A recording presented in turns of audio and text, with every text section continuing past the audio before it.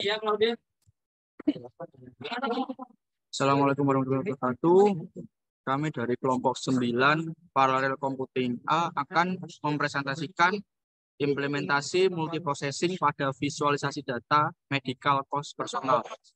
Jadi ada saya, Ilham Hibatul Wafi dengan NIM akhir 3003, kemudian ada Amru dengan NIM akhir 3072, ada Ray Abra dengan NIM akhir 3017, ada Syarif Hidayatullah dengan NIM akhir 3100, dan ada Sayyid Yasin dengan NIM akhir 3011. Jadi lanjut bagian abstrak akan dijelaskan oleh Sayyid. Monggo.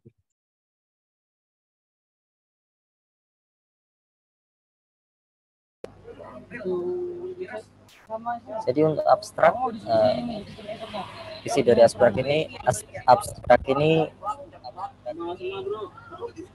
mencakup dari seluruh yang ada, rangkuman dari seluruh yang ada. Jadi isinya adalah multiprocessing dapat digunakan untuk membantu dalam proses visualisasi data.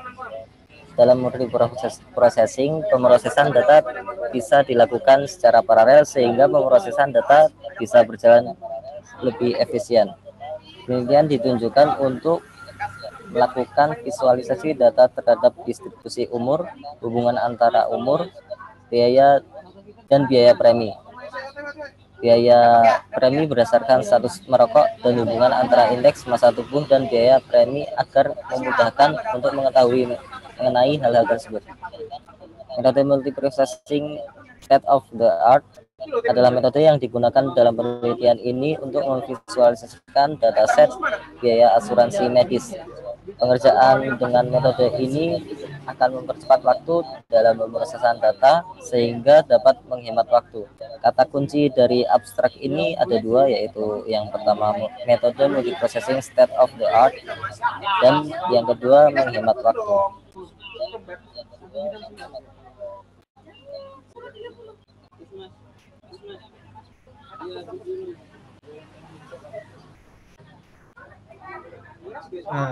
Baik, berikutnya adalah pendahuluan. Jadi medical cost personal itu adalah asuransi ya. Jadi asuransi atau pertanggungan adalah suatu yang sudah wajar ditemukan di kalangan masyarakat Indonesia, di mana sebagian besar masyarakat Indonesia sudah melakukan perjanjian asuransi dengan perusahaan asuransi. Jadi pengertian asuransi menurut HMN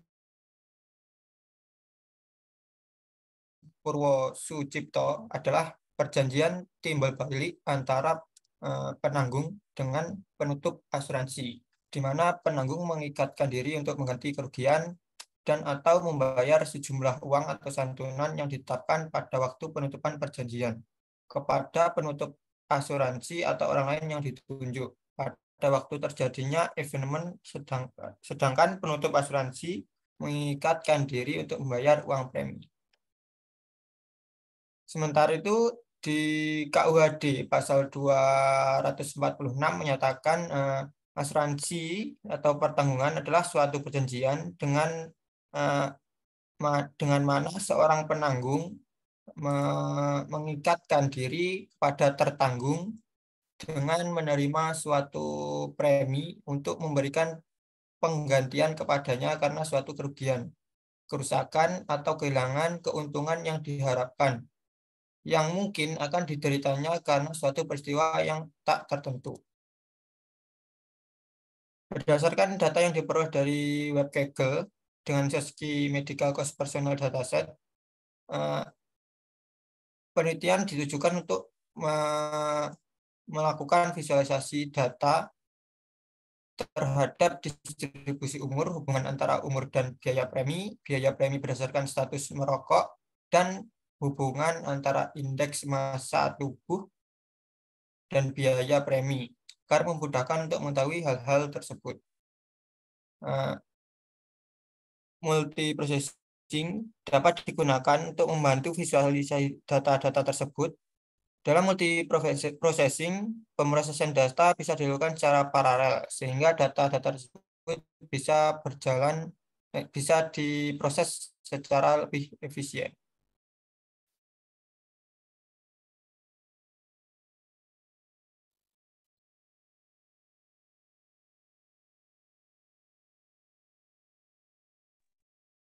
Baik, berikutnya di sini ada, nah di state of art ini kita menggunakan metode multiprosesing yang dimana itu digunakan penelitian kami. Nah, metode ini itu untuk memvisualisasi aset biaya asuransi medis. Nah, dalam metode ini digunakan itu untuk meneliti dalam bidang medisnya. Nah, namun ada itu yang metode itu Iwan Kurniawan, Mempelajari dan Muhammad Pulau, yang dimana itu menggunakan metode multiprocessing untuk aware dari sebuah sistem dalam robot. Jadi mereka ini itu menggunakan multiprocessing untuk menemukan bagaimana cara robot ini begitu. Lalu ada itu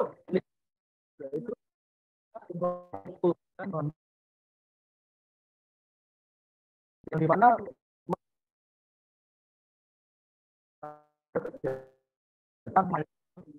yang dimana ini pasti lebih efisien dalam mengolah datanya, yaitu kesimpulannya mereka ini menggunakan metode ini untuk mengefisiensikan energi atau penggunaan energi kegiatan mining.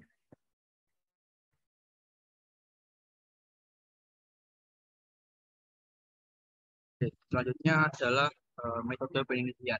Jadi pertama-tama kita akan mengumpulkan data yang kita perlukan. Jadi yang pertama kali kita lakukan adalah mengambil datasets yang ada dalam Kaggle, website Kaggle, yaitu dengan search key-nya medical personal dataset. Jadi itu adalah sebuah dataset yang menjelaskan tentang asuransi kesehatan masing-masing orang. Jadi data tersebut kami tampilkan dalam tabel 1 ini sebanyak 25 sampel karena dataset tersebut banyak. Jadi kami cuma ambil sampel 25 saja. Kemudian sesuai dengan penjelasan saya sebelumnya, yaitu multiprocessing. Jadi pada penelitian kali ini algoritma yang digunakan itu adalah algoritma yang untuk memproses data dalam beberapa chunk menggunakan multiprocessing. Di gambar 1 yang di bawah ini adalah sebuah diagram alirnya yang menggambarkan proses algoritmanya. Jadi yang pertama itu adalah mulai dari algoritmanya. Yang pertama mengimport library, kemudian mendefinisikan fungsinya, kemudian membaca file datasetnya, kemudian membagi data frame menjadi beberapa chunk menggunakan NP array underscore split, kemudian menginisialisasi manager dan dictionary untuk menyimpan hasil dari setiap proses, kemudian menginisialisasi proses multiprocessing, kemudian memulai setiap proses, kemudian menunggu hingga proses selesai, kemudian mencetak hasilnya dan melakukan visualisasinya. Nah, dalam kode yang digunakan algoritma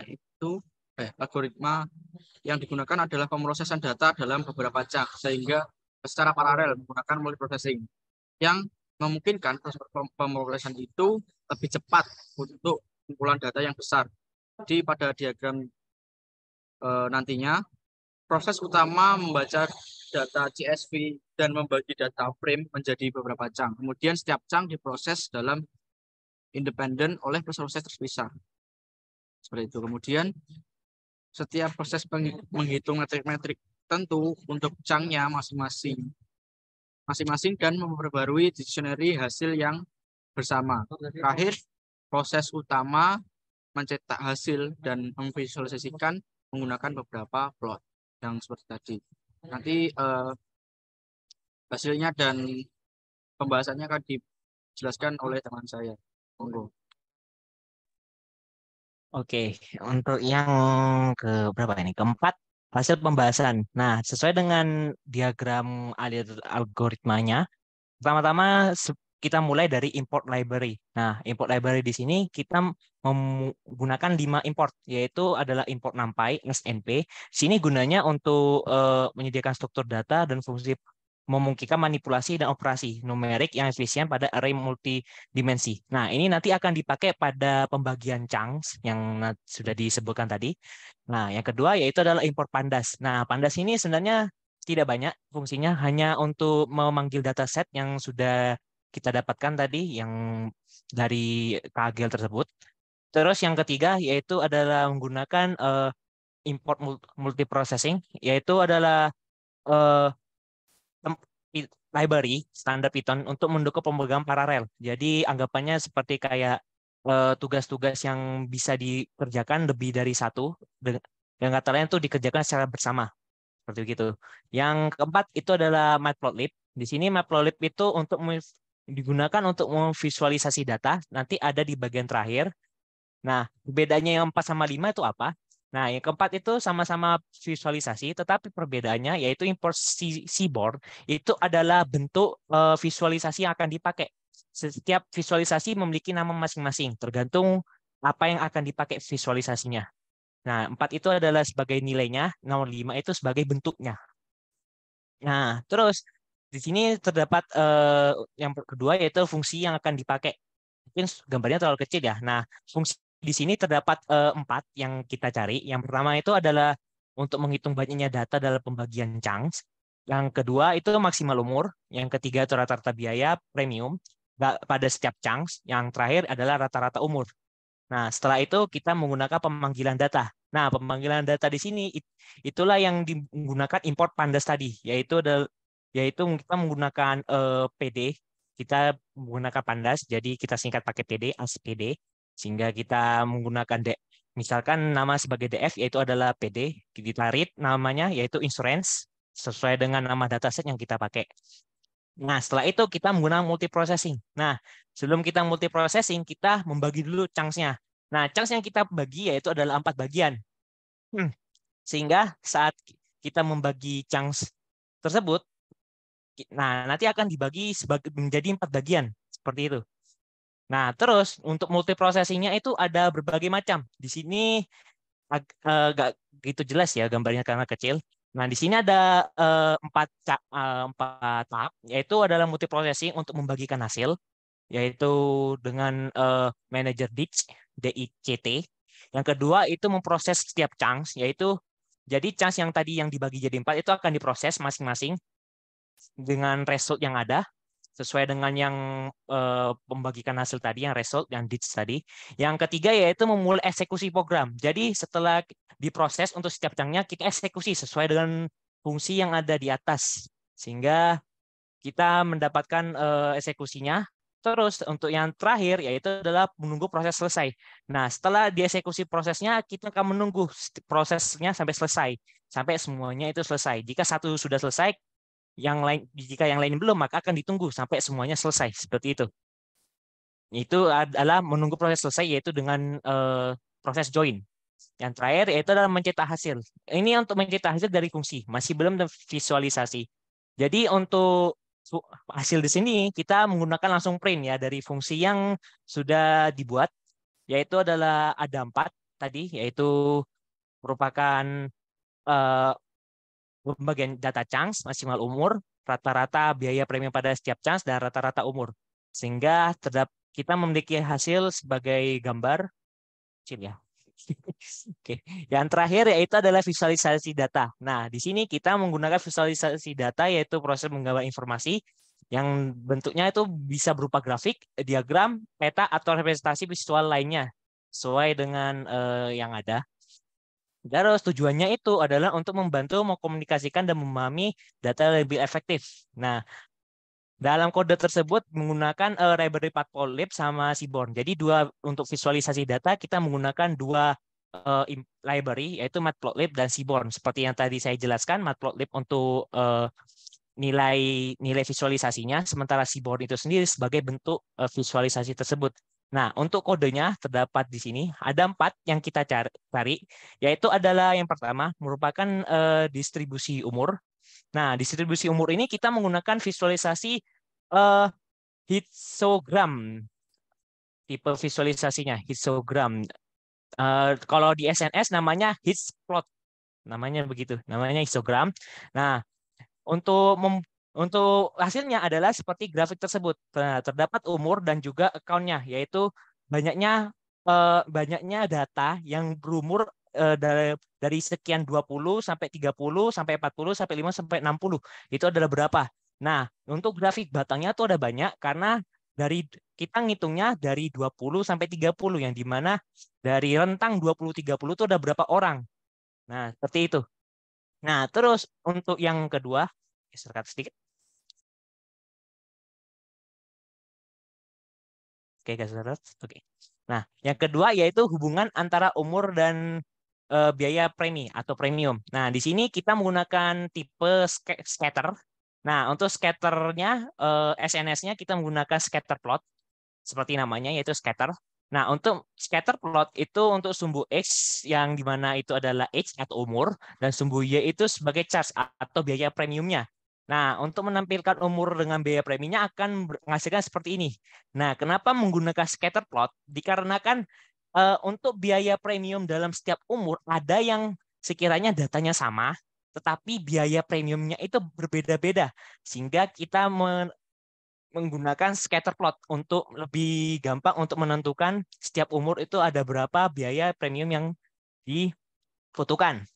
Seperti gambar di situ ada titik-titik-titik. Nah, terus yang ketiga yaitu visualisasi, yaitu biaya premium berdasarkan status perokok.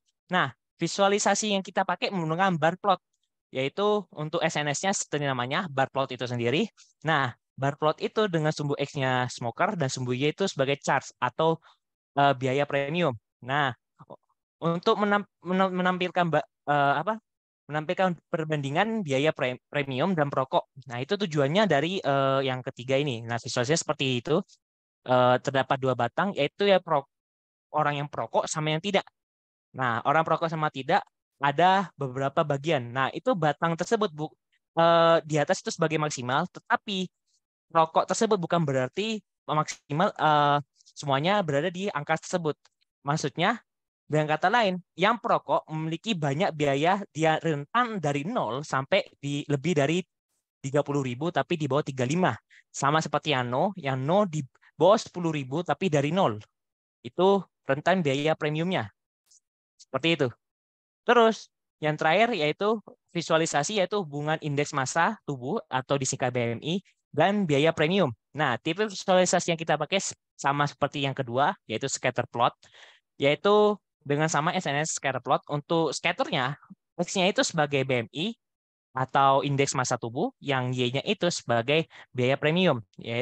Nah, di sini untuk menampilkan BMI dengan biaya dataset di sini ada seperti gambar ini. Ya, ada sedikit geser sedikit. Nah, itu.